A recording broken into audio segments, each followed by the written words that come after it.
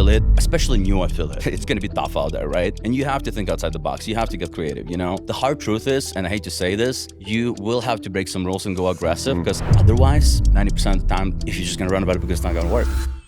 Any business is a relationship business. You kind of have to master your networking skills and apply them. If somebody's new in this industry, they're gonna have a shiny object syndrome, you know? Don't do like 10 things, because then the chances are you're just gonna dilute your attention and dilute yourself. Unless you keep evolving and thinking outside the box, nothing stays like this in life. It either goes up or it goes down. And which one are you gonna choose? You can't just solely like focus on money. You have to focus on what you're good at and excel at it, and money will always follow it. When you hit like a good campaign, don't feel like it's gonna be always like that forever and start spending money like that. Be frugal. As a business owner, you have to manage your finances well. If you don't manage your finances, you're screwed. Goodbye.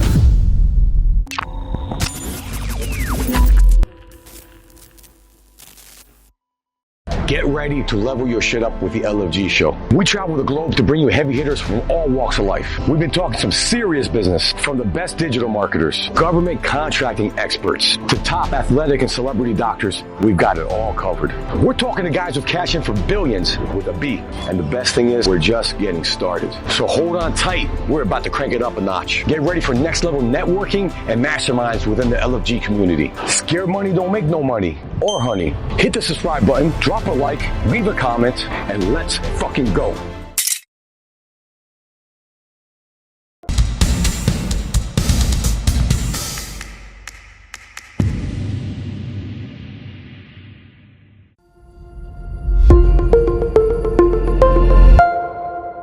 Boom! We're here.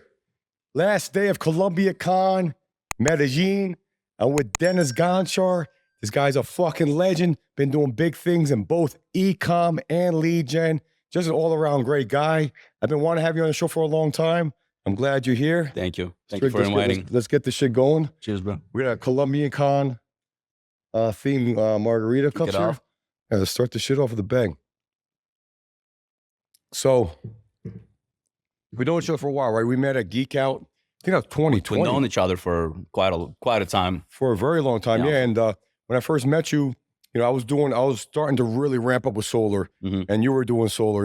There weren't a lot of people doing it back then, man. No, that was the golden days of solar for sure. Yeah. And that was, I think that was actually when I definitely switched from e-com to solar and auto. Yeah. Those are the good days. Got it.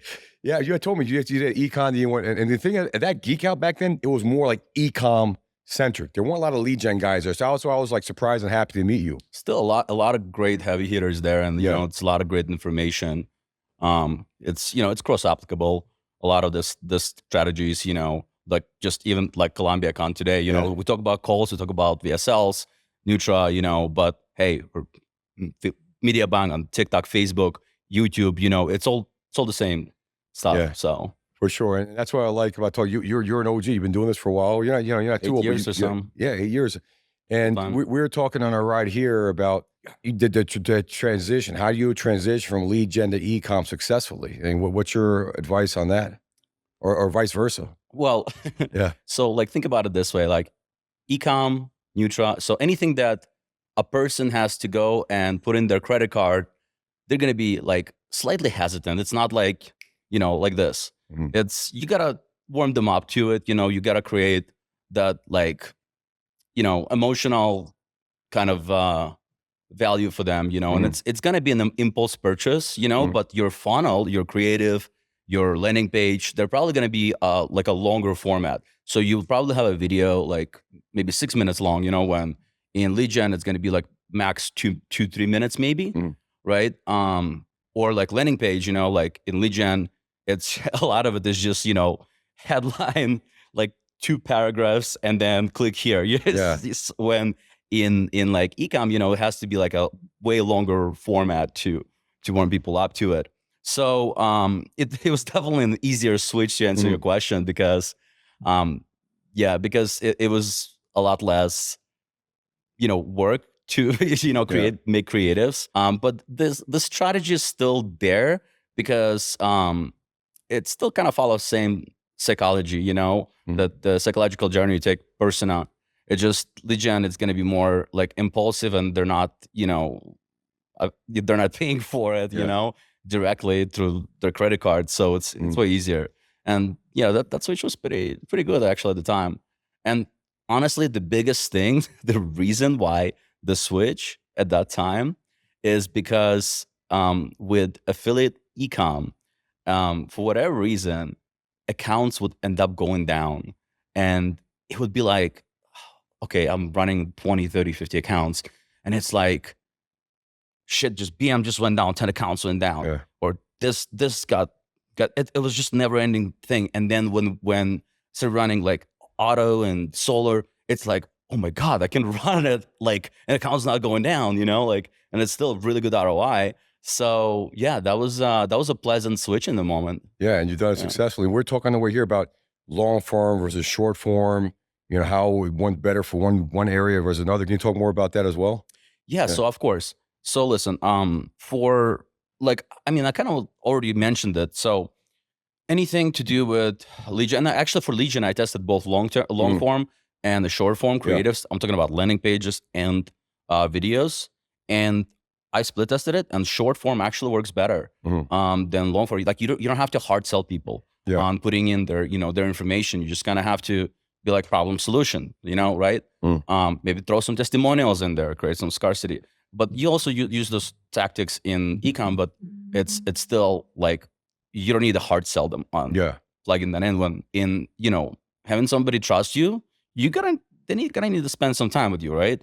Yeah. Like in order to give you their credit card information. Yeah. So that's why long form definitely works way better for any like gadgets, like affiliate gadget offers, for example, or even Nutra. Those VSLs, dude. Like those VSLs are like 40 minutes long.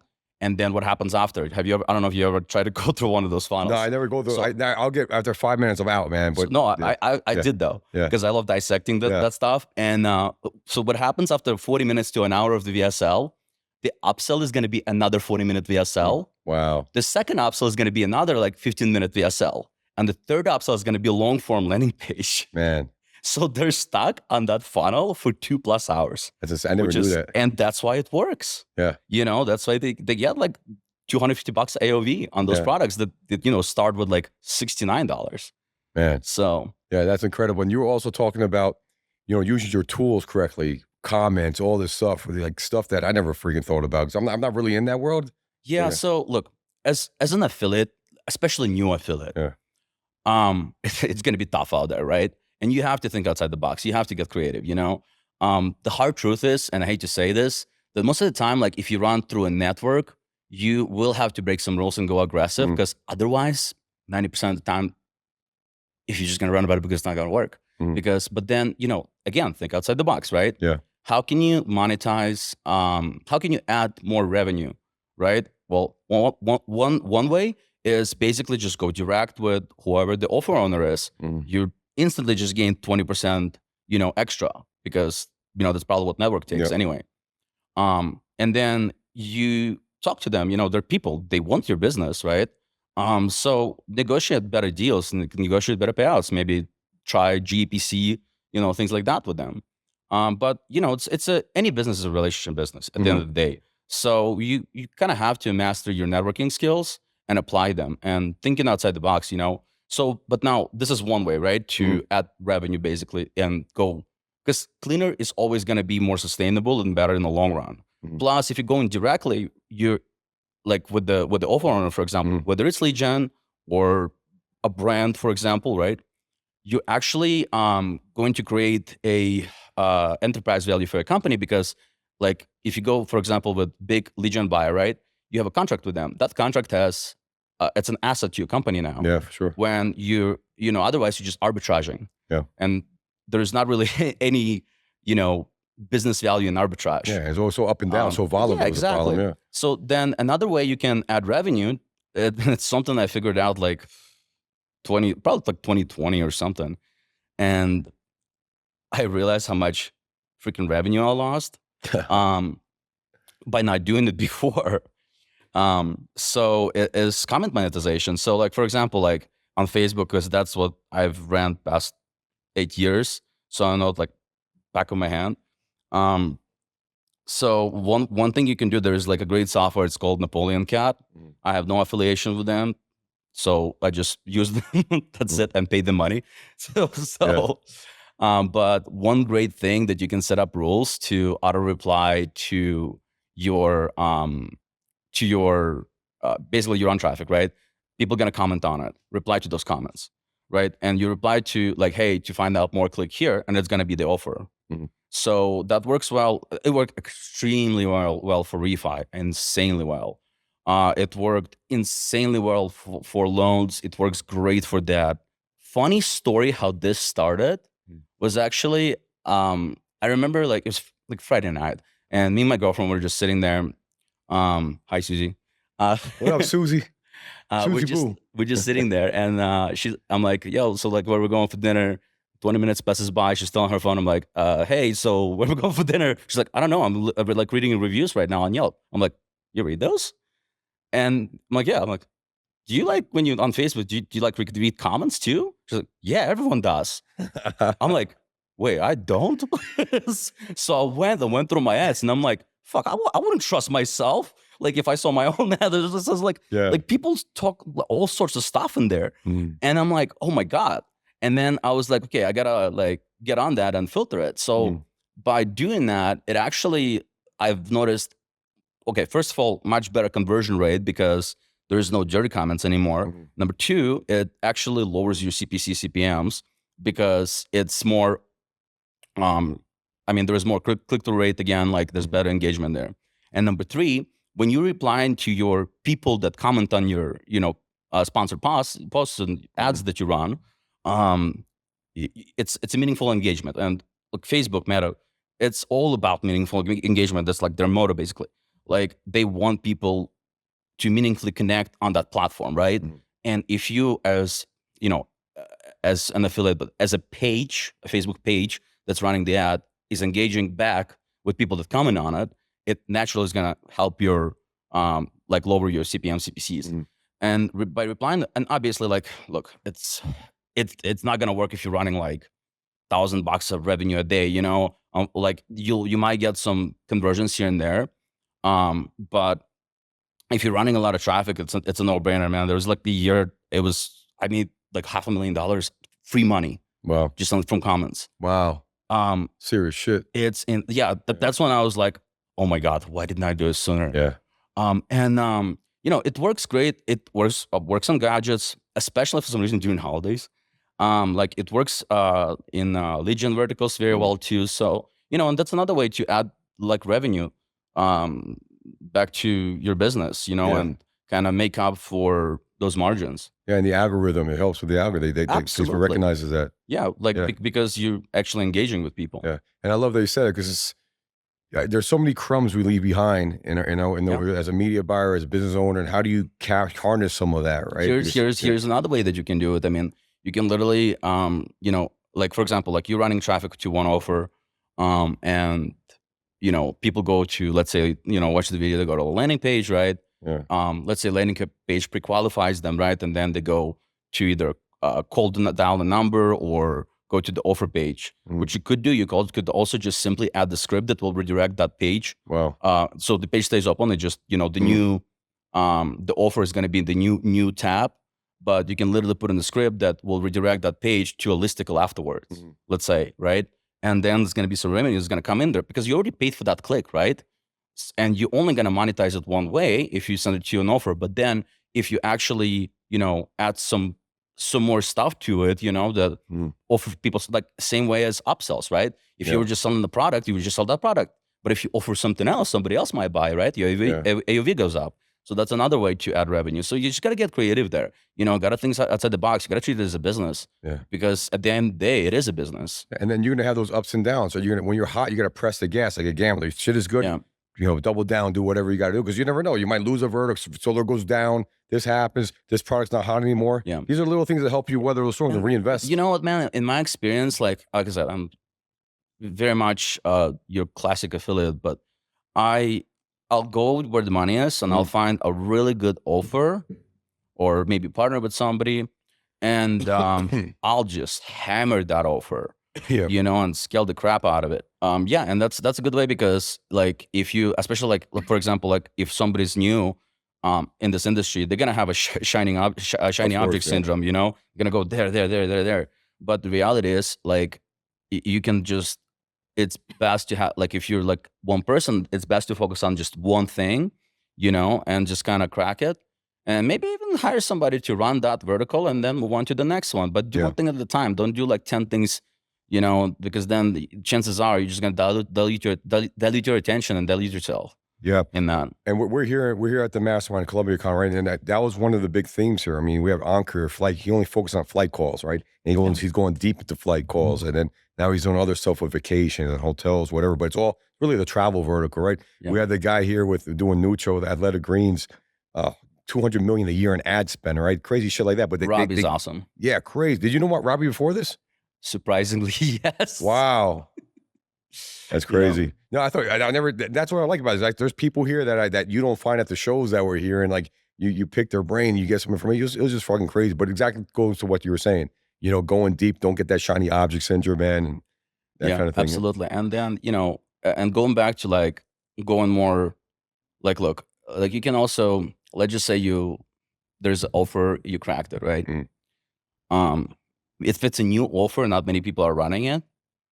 If it's through a network, let's say, reach out directly, you know, reach out directly to the offer owner and just be like, hey, I have the capability of scaling the crap out of it, but I want to take it private. Yeah. So I don't want anyone else competing with it. Yeah. And you can do that, you know, that's another way to be, again, good businessman, good biz dev, and be open-minded to it, to like different ways of doing things, you know. You can also and this is, I've actually seen that happen before, where a lot of people like will have great brand, let's just say even on Amazon, right? And they're crushing it. But maybe they hired, because there's so many just, you know, crappy agencies out there that charge 20% of ad spend, you know, and whatever.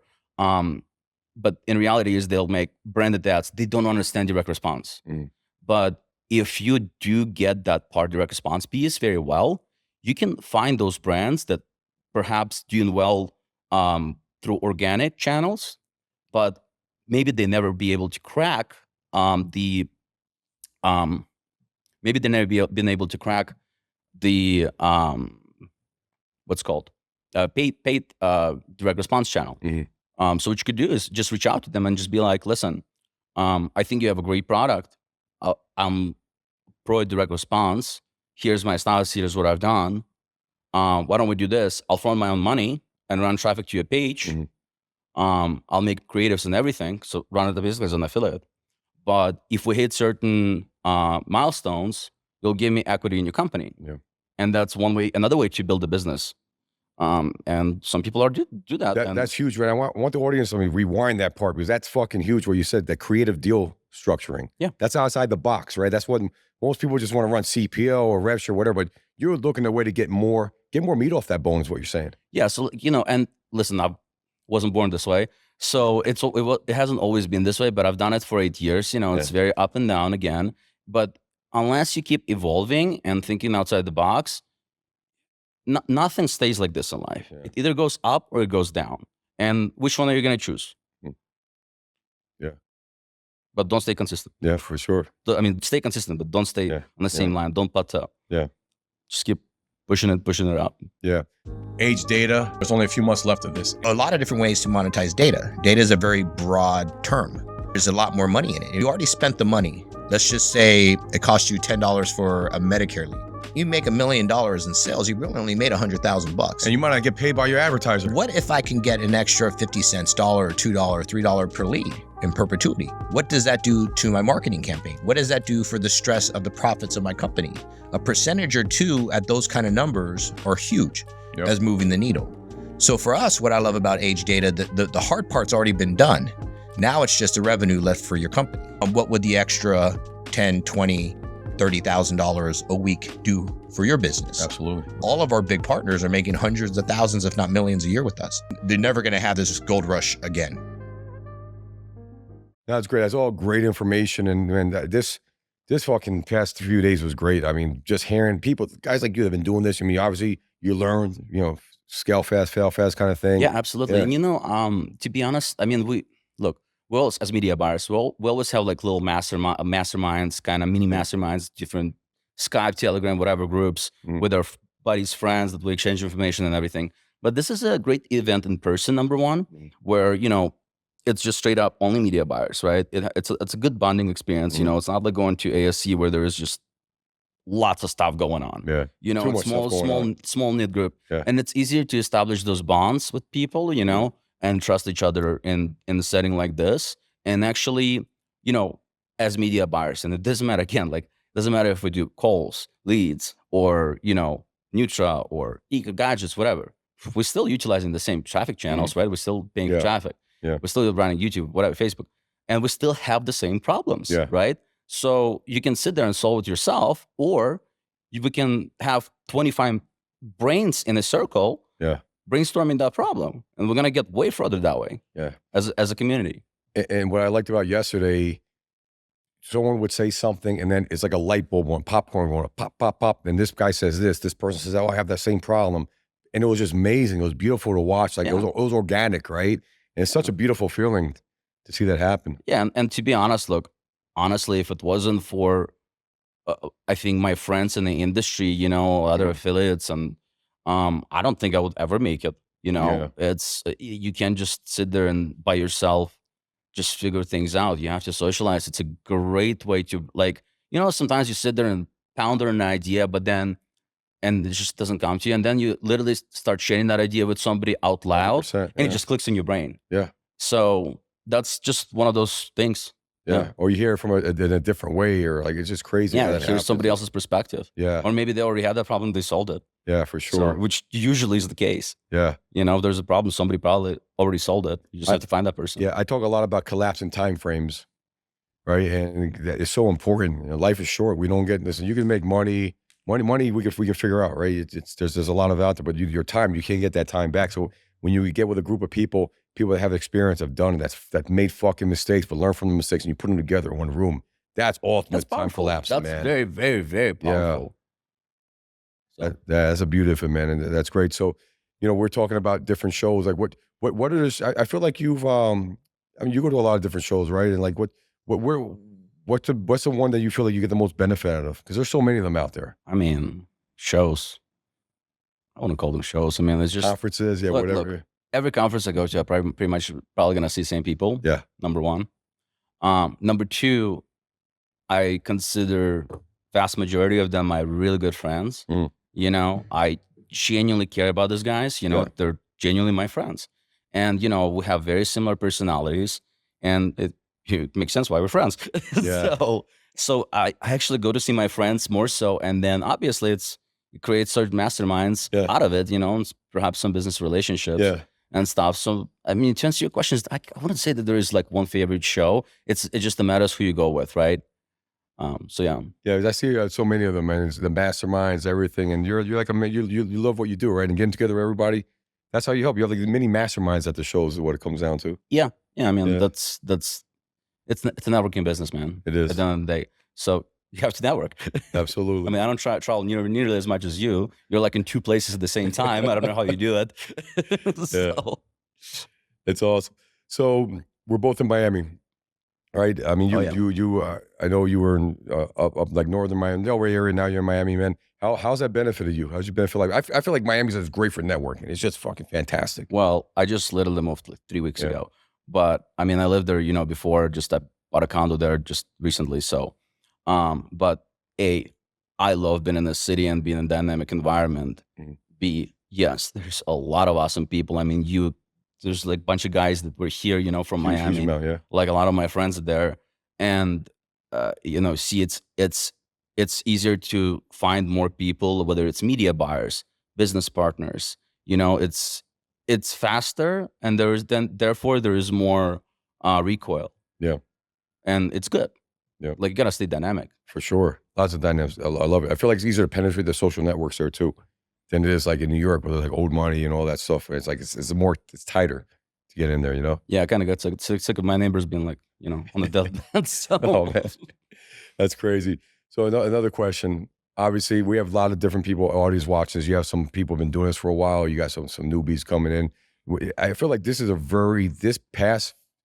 I feel like ecom's been a little different. Ecom's been a little stronger than lead gen. Lead gen's been all over the damn place. Yeah, well, so look, everything is cyclical. Yeah. You know, I mean, like, remember, like, again, there's a solar was like big, auto insurance was big. Now it's sort of coming back. You know, then like refi, when interest rates were like near zero, refi was huge. You know, so everything is cyclical. Same with ecom. You know, ecom, like Q4, I think it's like 70% of their business. Same as, I'm pretty sure that in like VSL, so diet is a big product, for example, right?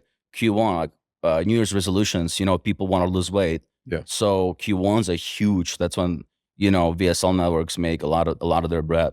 So yeah, I mean, like I said, just gotta go where the money is in the moment. And yeah. So when do you know where I haven't found too many people doing both at the same time, but when do you know to make that switch? You know, following the money, they're always saying lead gen, the money's in. There's people who use a crush like auto, right? And then it fell out of favor. Now it's coming back, right? We're seeing that people use a crush and ACA like all fucked up right now. But like, when do you know to make? Yeah, when do you know when to make that switch? Man, I mean, you're gonna start hearing stories, and you're gonna kind of like, if you keep pulse on the industry very well, which you should as the business owner in general, you should always keep the pulse on the industry and know what the hell is going on, what people are saying, where the trend is shifting, and you just gonna try and be ahead of the curve. That's really the key to it. Yeah, what you said, and that you made me realize something. That's another, you know, another reason why I travel so much too, because shit changes so much. But when you go, when you're in these circles, you're in these rooms, you hear where you can get ahead of the trend. Is what you can do. You see where the money starts to flow. Or like, dude, I used to fucking crush this vertical, but like, I'm starting to see some shifts here. I'm starting to pivot a little bit. You can pivot a little quicker. And I think that's how you get your edge, right? And that's what I realized is true. That's when you go to these after parties, or we're at the Edition in New York. I mean, yeah, like, and look, again, it depends on what level you're on, right? Yeah. Like, that's what it comes down to. Like, if you're like, for example, if you're like a newbie media buyer, my best advice would be go media buy for somebody. I mean, that's kind of how I started. I joined John, Jason, great guys. You know, Pete Cal, he taught me a lot. I freaking love that guy.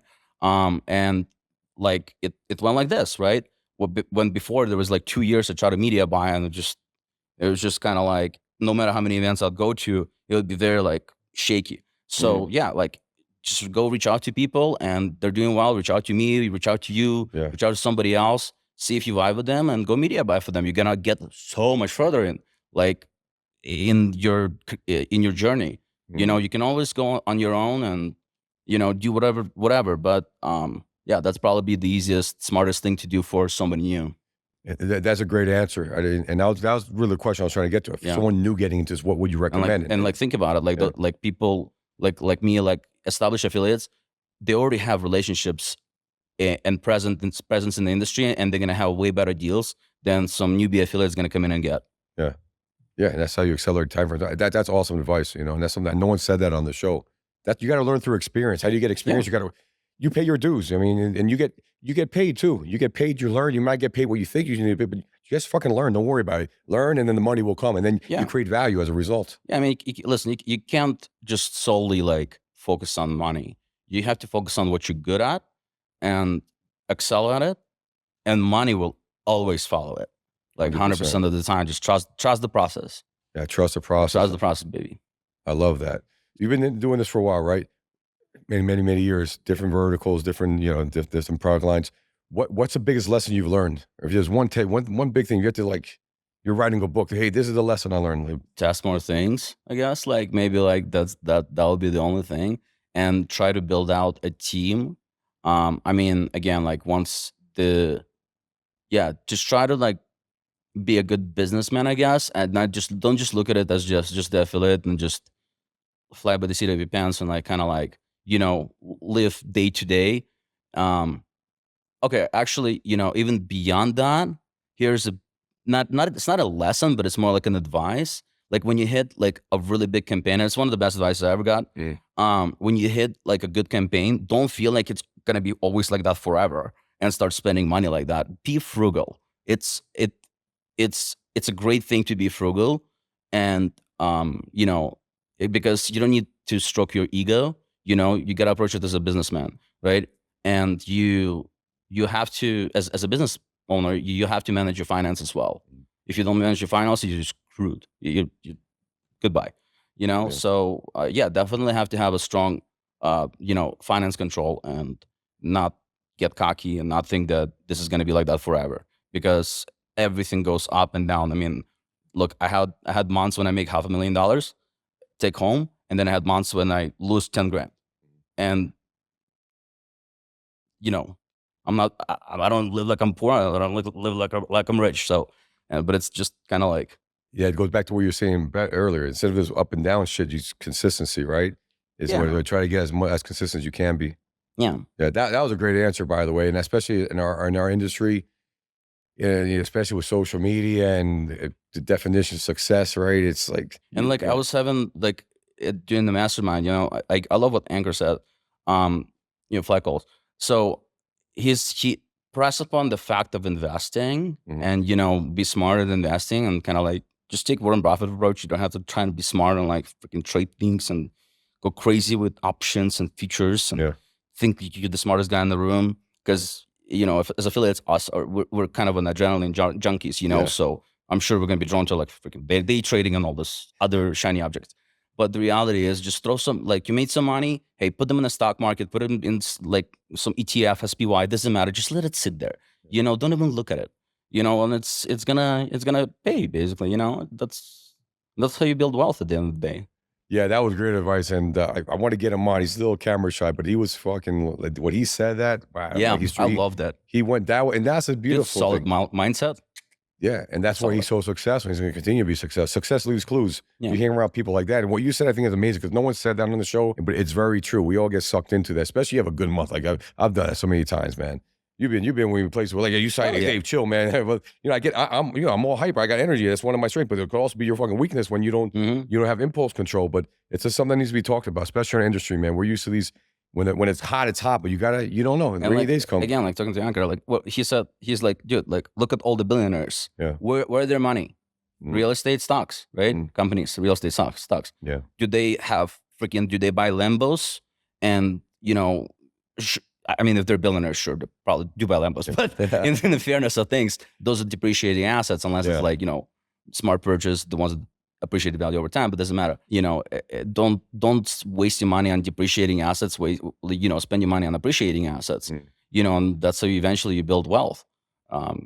Yeah, awesome answer. I love that, and that's why I wanted to have you on this. I feel like you see things a little differently, right? And that's how you get your edge, and you go deep into things, right? And at this mastermind, you're adding a lot of value with different tools. Thank you. This, like you mentioned, the Napoleon thing. Like, there was so much stuff. So, I mean, it was great, really great. I'm glad, and you were very instrumental in helping us with this. We met last week in Miami, Soul House. We planned this shit like 2 weeks ago, and like, hey, why don't we do this? Initially, we were going to do a lot of speakers. Like, no, let's not when do you asked me to be a speaker, I'm like, listen, this is a mastermind. Like, we all have to brainstorm the ideas. It's not, nobody needs to speak with all, like, not nobody. Nobody singled out needs to speak. We all as a group need to brainstorm, and that creates stronger bond. There's nobody stands out, nobody's better than the other. It's everyone's kind of on the same page, and that's the beauty of it. Yeah,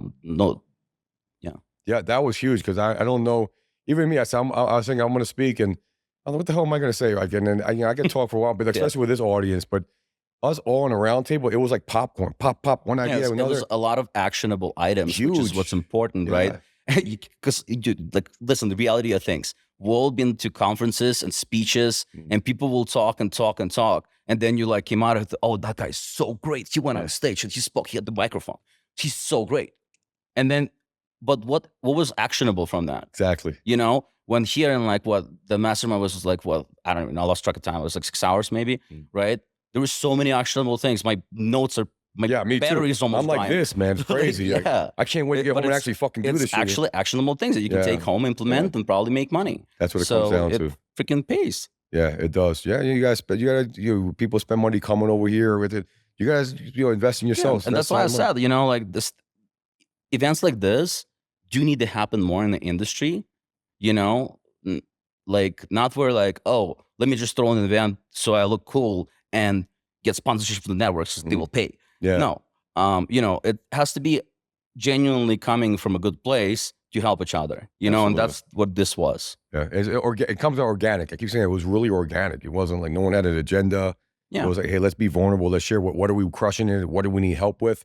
And we all talked about it. Everyone shared. And I was really happy about that. I really was. Me too. Yeah, it's great. Fuck yeah. Let's fuck it. We did it, man. Beautiful shit.